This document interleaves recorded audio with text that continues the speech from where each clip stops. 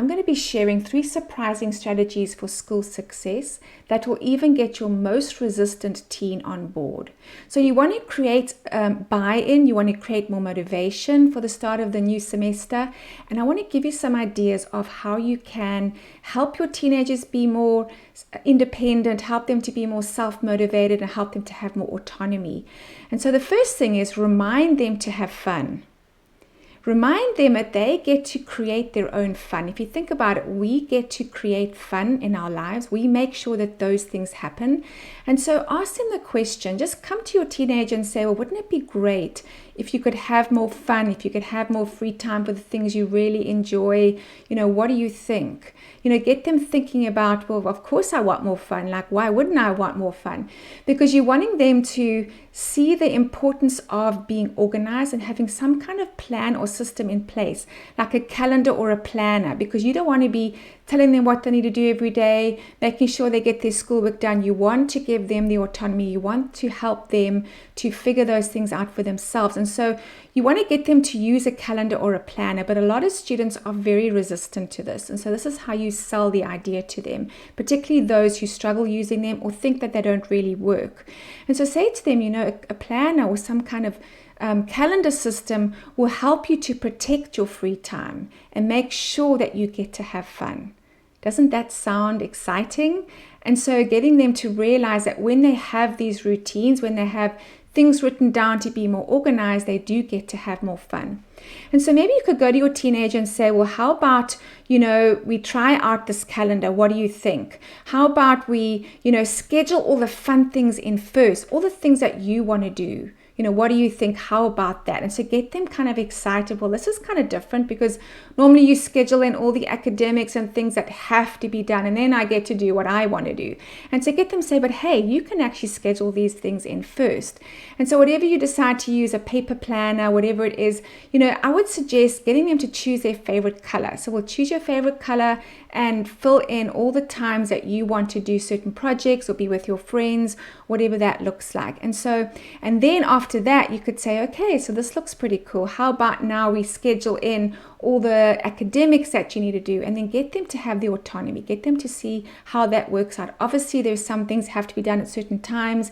Maybe there's a math online class, but get them to have a bit of flexibility as to where they think that should be done, and use different colors for different subjects, because that also helps them to know, okay, math, whenever it's math, it's blue, whenever it's science, it's green, whatever colors they choose. So that's the first thing, is having fun.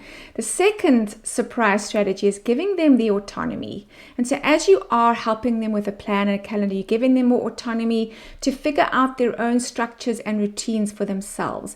You are not imposing your structures and your routines on them. You're giving them more choice. As they get more choice, they feel like they have more freedom, they have more credibility, and they realize that they can solve problems and they can decide what their calendars look like for themselves. This helps with accountability, this helps with self-discipline, all those kind of qualities that we want to see in our kids. And give them space to think about what are their priorities, what are their goals.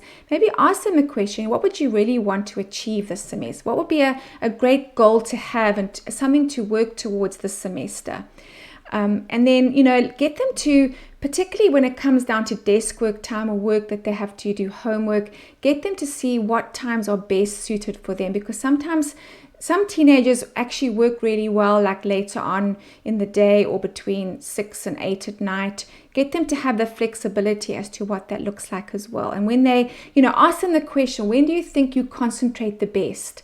And that's also helping them to figure out, to sort of think about, when do I think the best? And when do I have the least distractions? Ask them that question. When do you have the least distractions? And get them to work with you on that as well. Then the third thing is modeling. And, parents, we need to model the behavior we want to see in our kids. We want to also show them that we are organized. And so how do you track your time? Do you use a planner? Do you use a calendar? And what you can do is share with them what you use. You can plan your schedules together, and this creates a lot of connection. It creates a lot of relationship, and they can see that, wow, mom's also trying to be organized, because this may be something hard for you as well. And share your calendar, share how you do it. And then every week you can have like a check-in in, like, well, what is working really well about your calendar, and even for yourself, what's working well with mine, what's not working so well, and what should I do differently next week? And then you ask the question as well, what do you think you should put in differently next week? And they will realize, well, it doesn't really work when I do math at this time because I get distracted. Therefore, I'm going to put math at a different time. And so when you're asking questions, you're getting them to solve the problem for themselves. And then just share what's hard for you. What's hard for you about being organized? Get them to see that you also struggle and you're not perfect. No one is perfect. And helping encourage them, tell them that, we're getting better at these things together. We're not perfect at them.